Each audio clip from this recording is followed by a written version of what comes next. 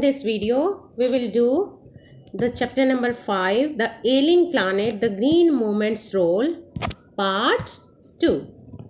And as you know, it is written by Naini Palkhiwala. So, let us start reading this chapter. In the first part, we had discussed that forests were disappearing at a very fast rate at that time when this article was written.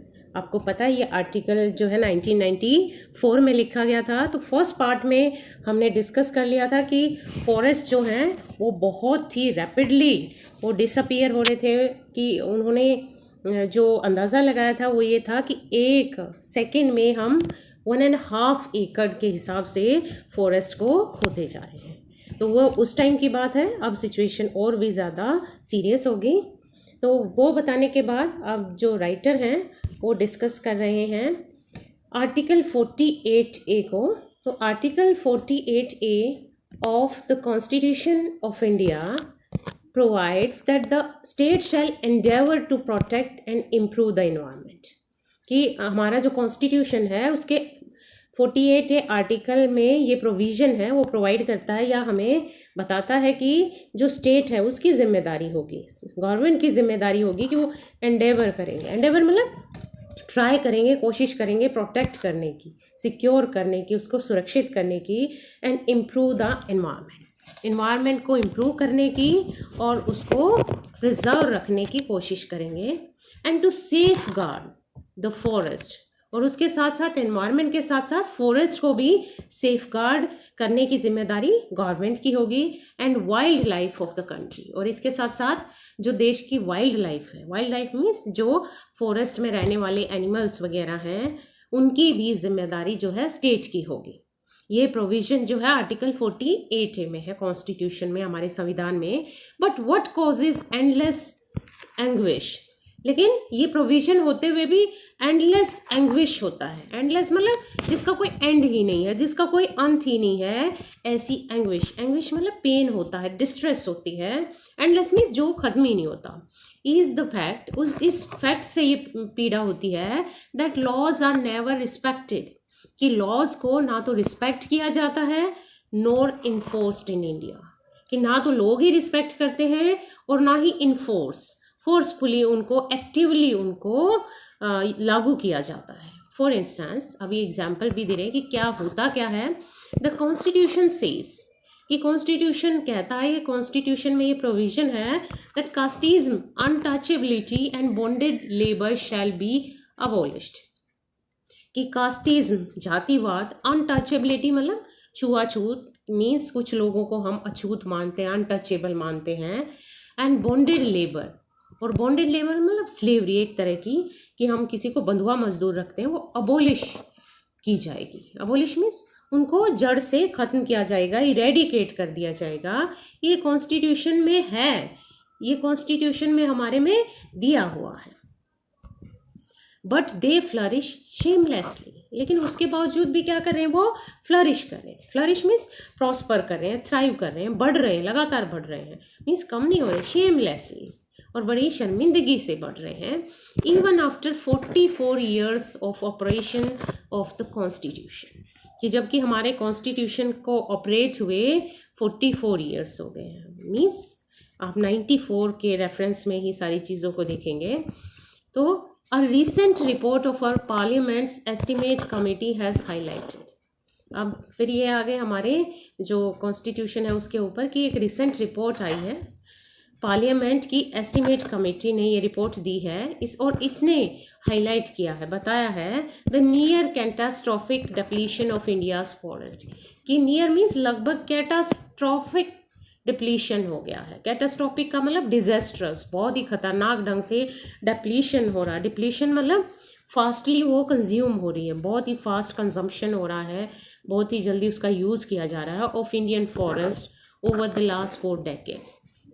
ये report क्या कहती है कि उनका estimate जो है वो ये बताता है कि पिछले 4 decades जब से हमें इंडिपेंडेंस मिला है या हमारा कॉन्स्टिट्यूशन लागू हुआ है, तब से कैटास्ट्रॉफिक रूप से, डेंजरस रूप से इंडिया के जो फॉरेस्ट हैं वो डिप्लीट हो रहे हैं, कम हो रहे हैं।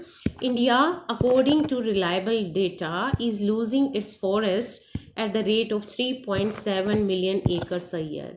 देखिए हमने जो पिछला वीडियो था उसके अंदर हमने वर्ल्ड का रेट देखा था, अभी हम इंडिया के में जो फॉरेस्ट लूज करने का रेट है वो देख रहे हैं कि हमारे फॉरेस्ट को हम 3.7 मिलियन एकड़ एक साल में खोते जा रहे हैं। मीन्स किस रेट से खो रहे हैं कि एक साल में लगभग हम 3.7 मिलियन यानी कि 37 लाख एकड़ जो फॉरेस्ट है वो खोते जा रहे हैं, डिप्लीट होता जा रहा है वो। उसका या तो हम यूज़ कर रहे हैं बहुत ज़्यादा जल्दी यूज़ कर रहे हैं, तो इस तरीके से वो खतरनाक ढंग से कम हो रहा है। Large areas officially designated as forest lands, कि बड़े बड़े एरियाज जिनको ऑफिशियली ये डेजिग्नेट किया जाता है, नेम दिया जाता है कि वो फॉरेस्ट लैंड हैं, आर ऑलरेडी वर्चुअली ट्रीलेस, कि वो कागज़ों में हो सकता है अभी भी फॉरेस्ट लैंड कहे जाते हों और वो वर्चुअली मतलब ऑलमोस्ट ट्रीलेस हो गए हैं, लगभग वो ट्रीलेस हो गए हैं, पहले ही हो चुके हैं। The actual loss of forest is estimated to be about 80 times the rate indicated by the government statistics. और ये जो 37 लाख जो डेटा था ये तो गवर्नमेंट डेटा था। एक्चुअल लॉस जो है उसका तो एस्टिमेट जो है उससे 8 गुना ज़्यादा है। तो आप सोच सकते हैं कि इसको भी अगर 8 से मल्टीप्लाई कर लें तब जाकर हमें एक्चुअल एस्टिमेट मिलेगा कि उस दर से उस रेट से हमारे जो फॉरेस्ट हैं वो डिप्लीट हो रहे हैं, वो कम होते जा रहे हैं। तो आप अंदाज़ा लगा सकते हैं कि इंडिया के अंदर सिचुएशन और भी ज़्यादा बुरी है।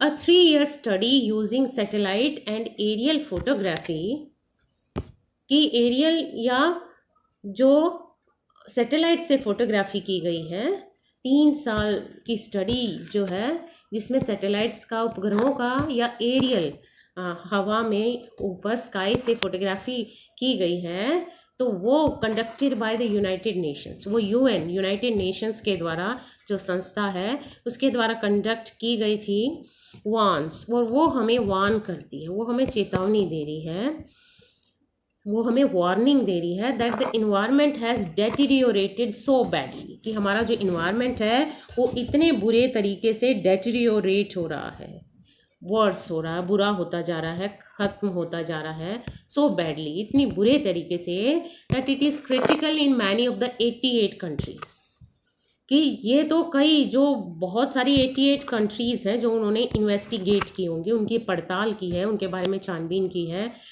उसमें क्रिटिकल लेवल तक पहुंच गया। क्रिटिकल मतलब बहुत ही सीरियस लेवल पर पहुंच गया, वहाँ पर जो हालात हैं वो बहुत ही ज़्यादा क्रिटिकल होते हैं।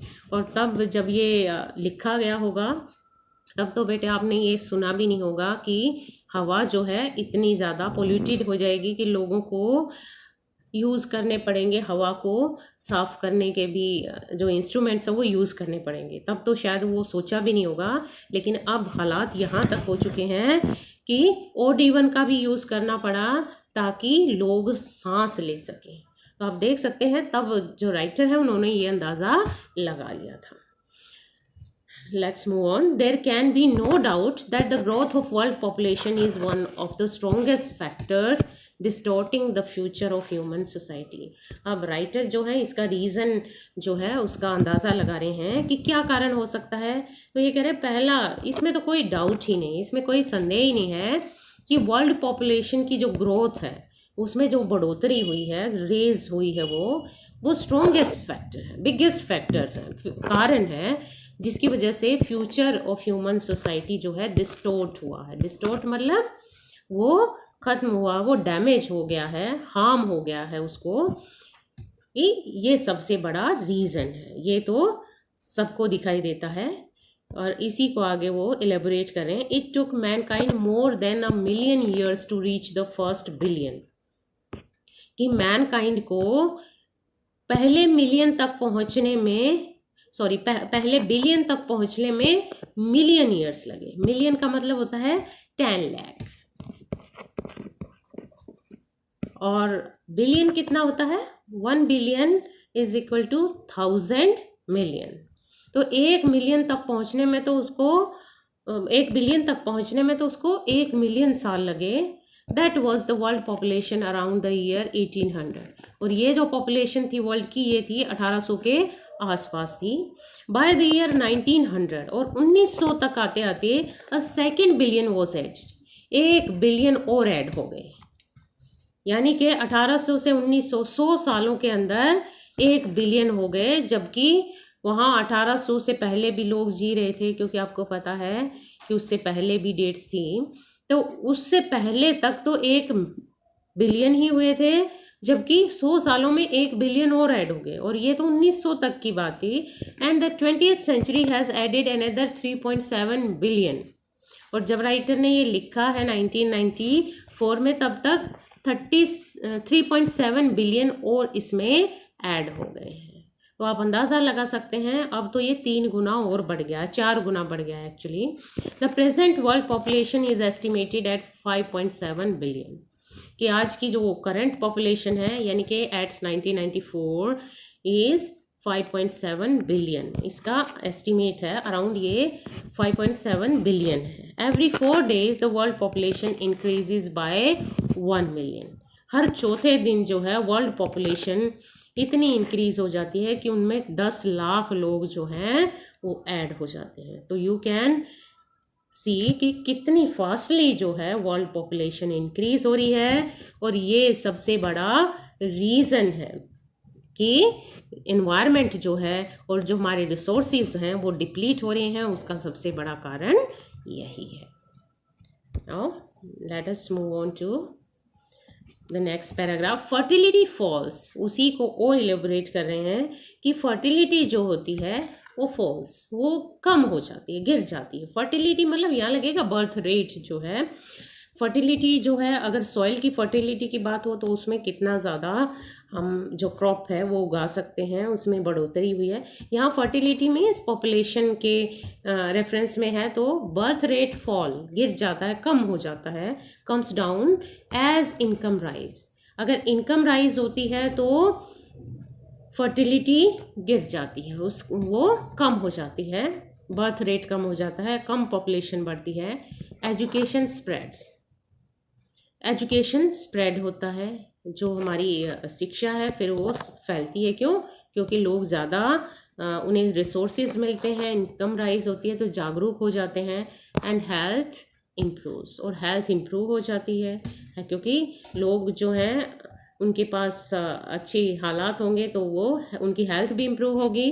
दस development is the best contraceptive, इसलिए डेवलपमेंट जो है वो सबसे बड़ा कॉन्ट्रासेप्टिव है। कॉन्ट्रासेप्टिव मीन्स बर्थ कंट्रोल का मेजर है। बर्थ कंट्रोल करने के लिए सबसे बड़ा जो इंस्ट्रूमेंट है वो है डेवलपमेंट। डेवलपमेंट होनी चाहिए, क्योंकि डेवलपमेंट होगी, लोगों के पास एजुकेशन होगी, तो लोग अपने आप इसकी वैल्यू को समझेंगे। But development itself may not be possible if present increase in numbers continue. लेकिन प्रॉब्लम क्या है कि डेवलपमेंट खुद भी तब तक पॉसिबल नहीं है, कि विकास भी तब तक पॉसिबल नहीं है जब तक पॉपुलेशन जो है वो इंक्रीज होती रहेगी और वो कंटिन्यू रहेगी। मीन्स ये दोनों एक दूसरे पर डिपेंडेंट हैं। कैसे? कि पॉपुलेशन जो है वो डेवलपमेंट नहीं होने देती, और जब तक डेवलपमेंट नहीं होगी, लोगों की इनकम नहीं बढ़ेगी, एजुकेशन नहीं बढ़ेगी, तो लोग जो हैं पॉपुलेशन कंट्रोल नहीं करेंगे। तो ये दोनों एक दूसरे पर डिपेंडेंट हैं, और इसी वजह से जो चीज़ पहले होगी, अगर पॉपुलेशन बढ़ जाएगी तो शायद डेवलपमेंट नहीं होएगी, और अगर डेवलपमेंट होगी तो पॉपुलेशन कंट्रोल हो जाएगी। The rich get richer. अब हालात कैसे हैं कि द रिच गेट रिचर, अमीर और अमीर होते जा रहे हैं, एंड द पुअर बिगेट चिल्ड्रन, और जो पुअर लोग हैं, जो गरीब लोग हैं, वो बिगेट चिल्ड्रन, वो जो बच्चे हैं वो give birth. बिगेट means give birth, वो बच्चों को पैदा करते जा रहे हैं। क्यों? क्योंकि उन्हें इनकम, कमाने वाले चाहिए घर में, तो गरीब लोगों के लिए वो सोर्स ऑफ इनकम होते हैं बच्चे। Which condemns them to remain poor, और उसकी वजह से क्या होता है कि वो फिर से कंडेम हो जाते हैं, वो शापित हो जाते हैं, आगे के लिए भी वो डैम्ड हो जाते हैं कि वो पुअर ही रहे। क्यों? क्योंकि जब तक पॉपुलेशन कम नहीं होगी, उनके घर के मेंबर्स कम नहीं होंगे, तब तक ऐसा ही रहेगा। गरीब हैं और गरीब ही रहेंगे। क्यों? क्योंकि उनके घर में मेंबर्स जो हैं वो बढ़ जाते हैं। More children does not mean more workers. जैसा वो सोचते हैं कि more children does not mean, इसका मतलब ये नहीं है कि ज़्यादा वर्कर्स होंगे, merely more people without work. बल्कि क्या होगा ऐसे हालात में कि और भी ज़्यादा लोग होंगे जिन्हें वर्क नहीं मिलेगा, काम नहीं मिलेगा। काम मीन्स अच्छा काम नहीं मिलेगा। इट इज़ नॉट मीन्स उन अनएम्प्लॉयड लोग ज़्यादा बढ़ेंगे। It is not suggested that human beings be treated like cattle and compulsorily sterilised. अब राइटर कह रहे हैं कि इसका मतलब ये सजेस्ट नहीं किया जा रहा है कि ह्यूमन बींग्स को कैटल की तरह ट्रीट कर लिया जाए। कैटल मीन्स एनिमल्स की तरह हम ट्रीट करें, व्यवहार करें उनके साथ, और उनको कंपल्सरी तौर पर नेसेसरीली स्टेरलाइज कर दिया जाए। मीन्स उनके ऊपर फोर्सफुली जो है कॉन्ट्रासेप्टिव्स का यूज़ किया जाए। ये जो है ये राइटर सजेशन नहीं दे रहे हैं। अब इस कंटेक्स्ट में मैं जो इमरजेंसी लगी थी उसका जो है उसका रेफरेंस देना चाहती हूँ कि राइटर जो थे वो हालांकि इंदिरा गांधी के काफ़ी क्लोज थे, लेकिन उन्होंने इमरजेंसी के टाइम पर जो लोगों को कंपल्सरीली स्टेरिलाइज किया जाता था उसका विरोध किया, और वो इमरजेंसी के बिल्कुल अगेंस्ट थे। तो उसी बात को लेकर शायद वो इस पॉइंट को रख रहे हैं। But there is no alternative to voluntary family planning. लेकिन ये कह रहे हैं कि इसका कोई अल्टरनेटिव नहीं है, कोई विकल्प नहीं है, ऑप्शन नहीं है कि वॉलेंट्री फैमिली प्लानिंग होनी चाहिए। अपनी मर्जी से, वॉलेंटरी का मतलब अपनी मर्जी से फैमिली प्लानिंग होनी चाहिए without introducing an element of coercion. कि कोर्शन का एलिमेंट इंट्रोड्यूस किया ही नहीं जाना चाहिए। कोर्शन का मतलब फोर्स का, फोर्सफुली बर्थ कंट्रोल मेजर्स जो हैं वो नहीं लिए जाने चाहिए। जो choice is really between control of population and perpetuation of poverty. क्योंकि लोगों को समझना चाहिए कि जो चॉइस है उनके पास, ऑप्शन जो उनके पास है वो दो ही चीज़ों में है, या तो पॉपुलेशन कंट्रोल करें या पॉवर्टी को परपेचुएट करें। परपेचुएट मीन्स कंटिन्यू करें, कंटिन्यूएशन रहे पॉवर्टी का, या तो गरीबी चलती रहे या फिर पॉपुलेशन को कंट्रोल किया जाए। ये उनका मानना है कि पॉपुलेशन को तो लोगों को कंट्रोल करना ही पड़ेगा, लेकिन ये उनका खुद का डिसीजन होना चाहिए। It should not be forced on them. The population of India is estimated to be 920 million। कि इंडिया की जो पॉपुलेशन है उसका एस्टिमेट क्या है कि वो 920 मिलियन है today means again 1994, more than the entire population of Africa and south America put together. कि ये तो उससे भी ज़्यादा है कि अगर हम अफ्रीका और साउथ अमेरिका की पॉपुलेशन को इकट्ठा मिला दें तो उससे भी ज़्यादा है। अब इतने बड़े एरिया हैं वहाँ के, और उन एरियाज़ को भी मिला दिया जाए तो इंडिया की जो पॉपुलेशन है उससे भी ज़्यादा है। No one familiar with the conditions in India would doubt that the hope of the people would die in their hungry hutments। कि जो इंडिया से फैमिलियर नहीं है वो इस चीज़ का डाउट करेगा, कि उसे शक होगा कि लोगों की जो होप है, लोगों की जो आशाएं हैं यहाँ पर मर जाती हैं, कि लोगों की जो ऑप्टिमिस्टिक थॉट है वो ख़त्म हो जाती है उनकी हंगरी हटमेंट्स में। कि इतने भूखे लोग हैं कि उनकी जो हंगरी हटमेंट्स हैं, हटमेंट्स मीन्स स्मॉल हट्स, छोटे छोटे जो हट जैसे घर हैं, उनमें लोगों की होप्स ही ख़त्म हो जाती हैं unless population control is given top most priority.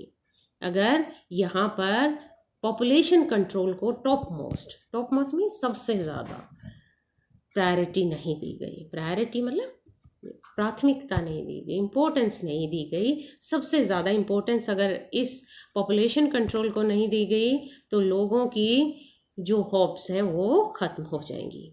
For the first time in human history we see a transcending concern. अब जो राइटर हैं ग्रीन मूवमेंट के ऊपर फिर आ रहे हैं, अपने टॉपिक के ऊपर फिर आ रहे हैं और रीजंस बता के, और राइटर को लगता है कि सबसे बड़ा जो रीज़न है वो पॉपुलेशन है।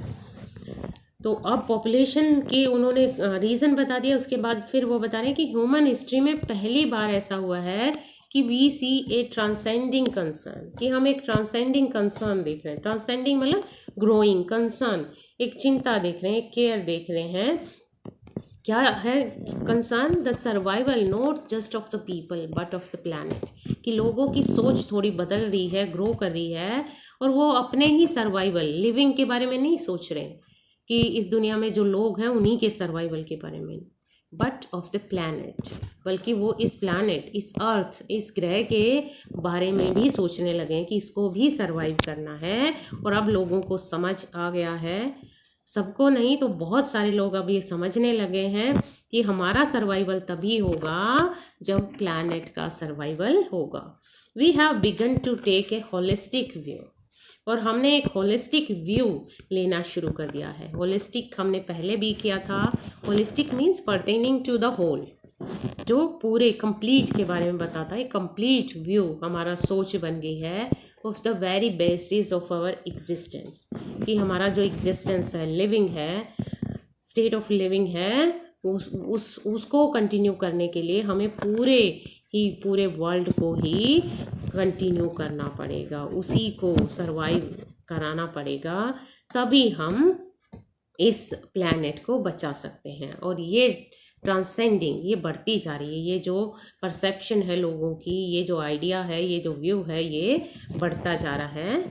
और ये अच्छी बात जो है राइटर को लग रही है। The environmental problem does not necessarily signal our demise, कि जो इन्वायरमेंट की प्रॉब्लम है वो ज़रूरी नहीं है, कि ये आवश्यक नहीं है कि उससे हमारा सीधा डिमाइज मतलब डेथ जो है उसका सिग्नल मिलता हो, कि सीधी मौत का सिग्नल मिले, ऐसा नहीं है। It is our passport for the future, ये तो हमारा फ्यूचर के लिए पासपोर्ट है, कि अगर हम आज इन्वायरमेंट की प्रॉब्लम को समझ जाते हैं तो हमें फ्यूचर, अच्छे फ्यूचर का पासपोर्ट मिल जाएगा।